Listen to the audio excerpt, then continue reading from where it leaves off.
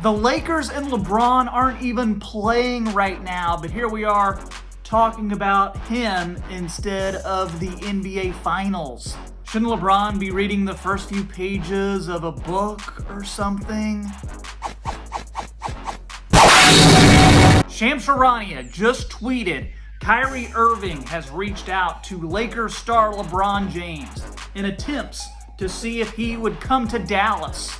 Now this tweet is a couple days old, and if we're being honest, it's pretty ridiculous, the whole thing, but I do have some new information that I'm going to share in today's video, and we're going to go through all of that. So if you are a huge NBA fan like yours truly, be sure you drop a like on this video.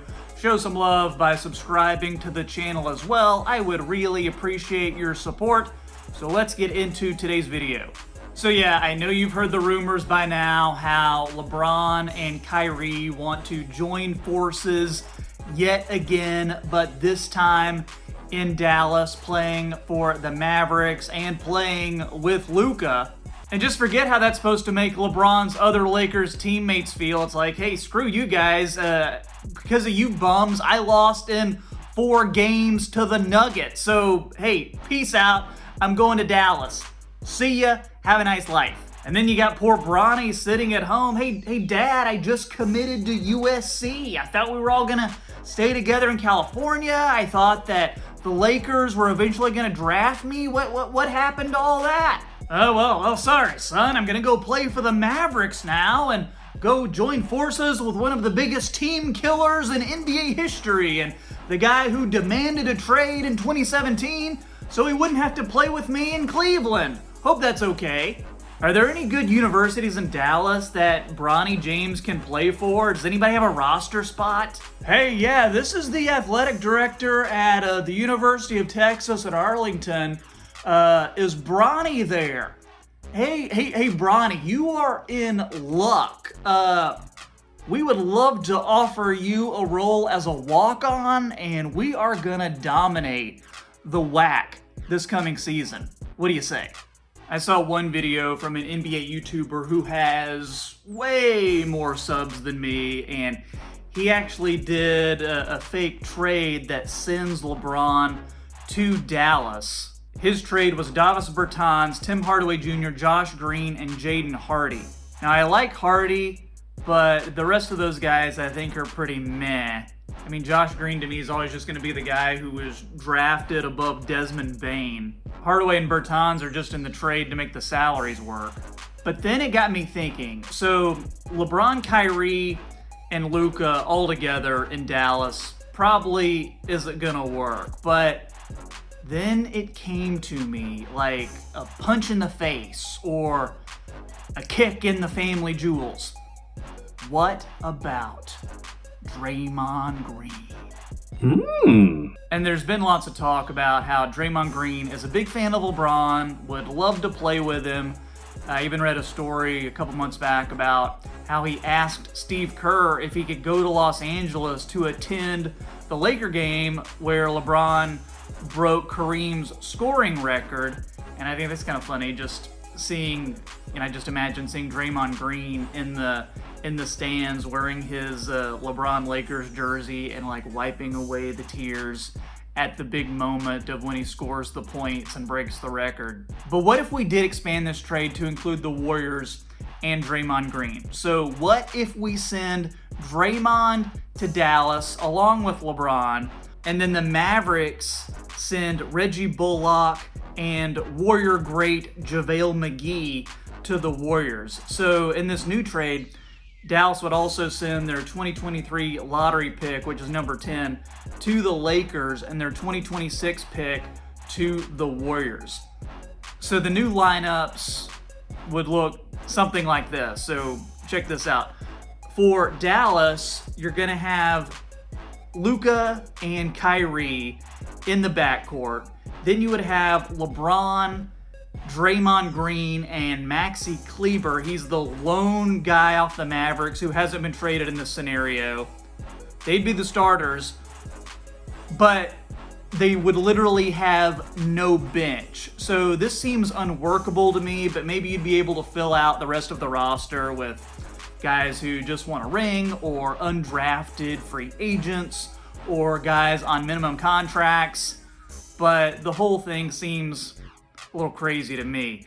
The Lakers, though, they would end up with a starting five of Jaden Hardy, Austin Reeves, who they re-sign, Tim Hardaway Jr., Rui Hachimura, who they re-sign, and then Anthony Davis at center. Then you'd have a bench of Josh Green, Max Christie, Jared Vanderbilt, Davis Bertans, Mo Bamba.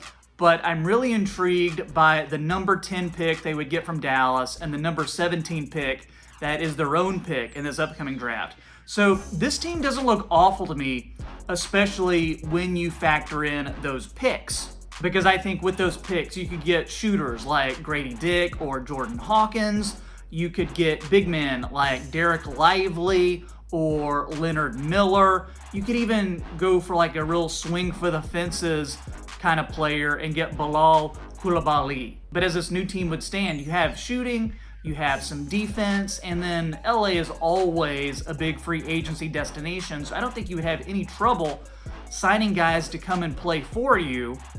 So on its face, like, this roster doesn't look terrible to me. You have a lot of good young pieces too, but then the Warriors, they're not too unchanged. They would have their starting lineup of Steph. I would move Jordan Poole into the lineup, have Klay Thompson at the 3 spot. Wiggins would be your power forward in this scenario, and then Kevon Looney would be your center. Then off the bench, Gary Payton II, Moses Moody, Reggie Bullock, Jonathan Kuminga, JaVale McGee, Patrick Baldwin Jr., and then the number 19 pick. So in a case like this, I wonder if getting rid of Draymond would be more of an addition by subtraction type of scenario, because Jordan Poole was never himself this season after all the drama and the punch from Draymond.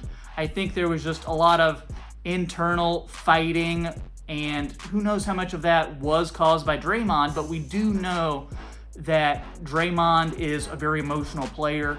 He's very dramatic. So I wonder in this scenario if it would be best for him just to move to another team. I feel like you would need a long-term answer at power forward, because I don't think Wiggins can play that role full-time, and Jonathan Kuminga has shown me that he is not ready to be a starter in the NBA. So maybe you get a guy at number 19 like Chris Murray or Noah Clowney, who could eventually be shaped into being that starting power forward. I think that's a possibility. But guys, I know this is kind of a crazy video, but it is fun to do these fake what-if type scenarios. And I mean, hey, we've seen crazier things happen in the NBA, so I don't know, maybe something like this could happen too, even though there's probably like a 97% chance that it's not gonna happen. But it is fun to play around with these rosters and stuff like that. But hey, would love if you drop a like on this video. Would love if you subscribe to the channel. I do fun NBA videos like this all the time, and I have some really good draft content coming up. Oh, probably this week once I record and edit my video. But would love for you to check that out. Would love for you to be a part of the channel. Make sure you see some of the other content that I have posted. I'll put a video on the screen right now if it's not there already. And I will see you next time on the Half Court Report.